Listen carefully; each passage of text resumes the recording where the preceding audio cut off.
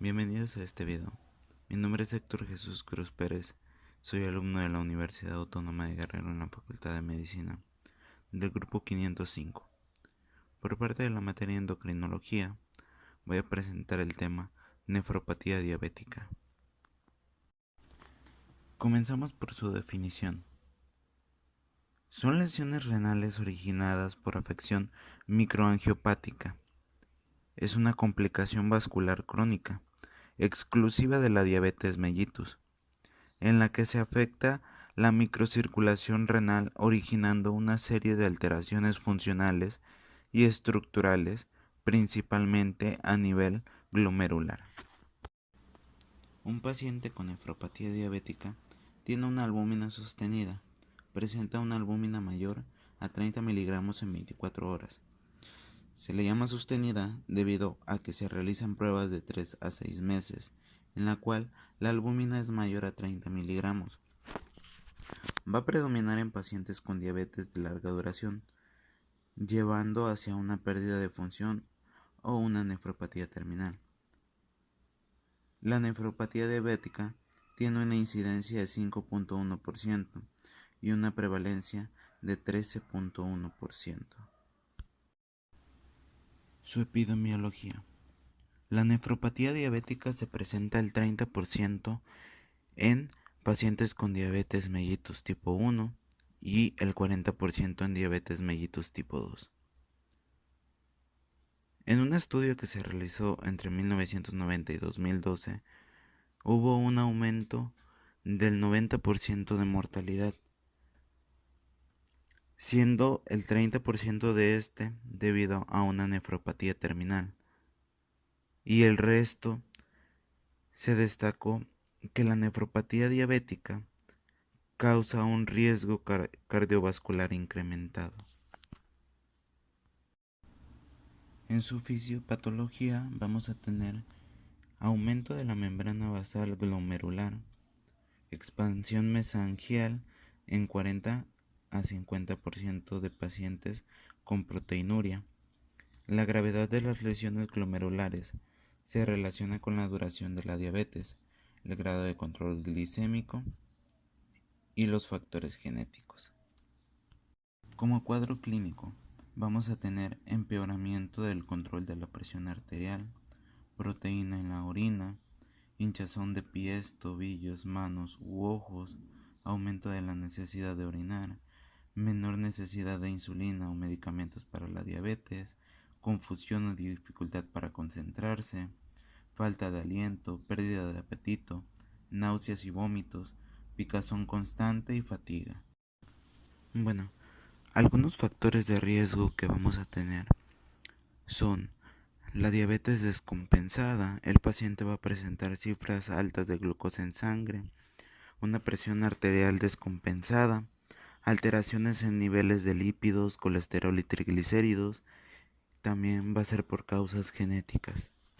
Dentro de su diagnóstico, el diagnóstico de microalbuminuria puede realizarse cuando se detectan 30 a 300 miligramos sobre decilitros de albúmina en orina de 24 horas o con la determinación de albúmina y creatinina en una muestra de orina matutina, y siempre que esta relación sea menor a 300 miligramos.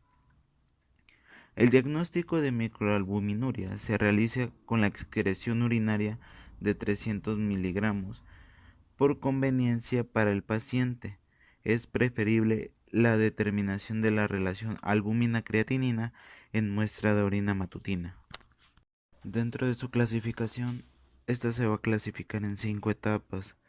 La etapa 1 vamos a tener la hipertrofia e hiperfiltración glomerular.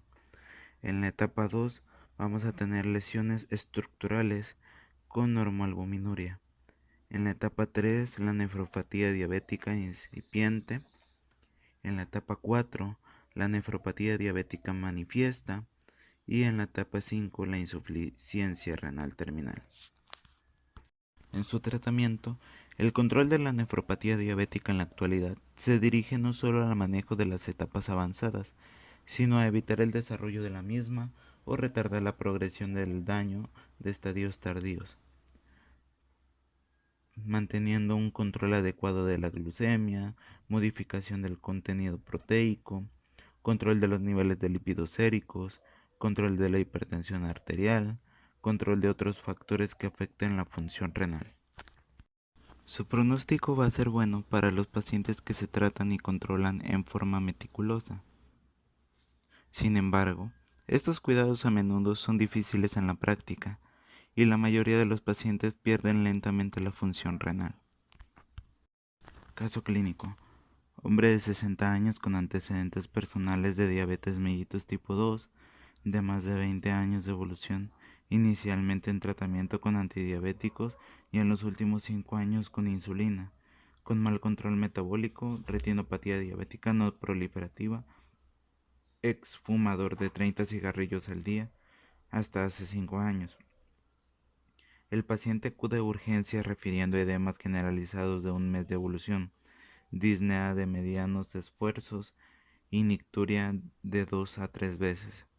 En la exploración física, el paciente tenía buen estado general, estaba consciente y orientado. La presión arterial era de 160/110, la frecuencia cardíaca de 80 latidos por minuto, ingurgitación yugular. Auscultación cardíaca rítmica. En la auscultación pulmonar presentaba mínimos crepitantes en bases, edemas con fobia hasta rodilla. El resto de la exploración fue normal. La analítica en sangre reveló glucosa de 200 miligramos, urea de 52 miligramos, creatinina 1.2 miligramos, ácido úrico de 5.3 miligramos, colesterol de 313 miligramos, triglicéridos 144 miligramos, albúmina 1.9, proteínas totales 4.4, calcio 7.6 miligramos, fósforo 3.2 miligramos, hierro 41 y ferritina 155. La hemoglobina fue de 11.6, el hematocrito de 34.3% y el resto del hemograma y de las pruebas de coagulación fueron normales. Las hormonas tiroideas, serología del virus, VIH, virus de la hepatitis B y C y el PSA fueron normales. La hemoglobina A era de 8.3%. El estudio inmunológico, incluyendo inmunoglobulinas, complemento, factor reumatoide, ASLO, ANA, anti-ADN, ANCA y proteína C reactiva también fue normal. El sistemático de orina mostró proteínas, sangre, glucosa, nitritos negativos. La proteinuria en orina recogida de 24 horas fue de 10 gramos. En la electroforesis en orina la proteinuria no era selectiva, siendo la proteinuria de Benz-Jones negativa. En la radiografía de tórax se identificaron cardiomegalia y signos radiológicos de hipertensión venocapilar grado 2. En la ecografía abdominal se encontró un riñón derecho de 12 centímetros. De morfología normal, el riñón izquierdo era de 15 centímetros, con dilatación del sistema excretor. Se inició tratamiento depletivo con diuréticos, inhibidores de la enzima de conversión de la angiotensina y antagonistas de los receptores de angiotensina 2, estatinas, heparina de bajo peso molecular, y se recomendó mejorar el control glucémico, debido a la hidronefrosis del riñón izquierdo provocada por un síndrome de la unión pielo-ureteral. Se realizó pieloplastia y se colocó una nefrostomía percutánea en el riñón izquierdo.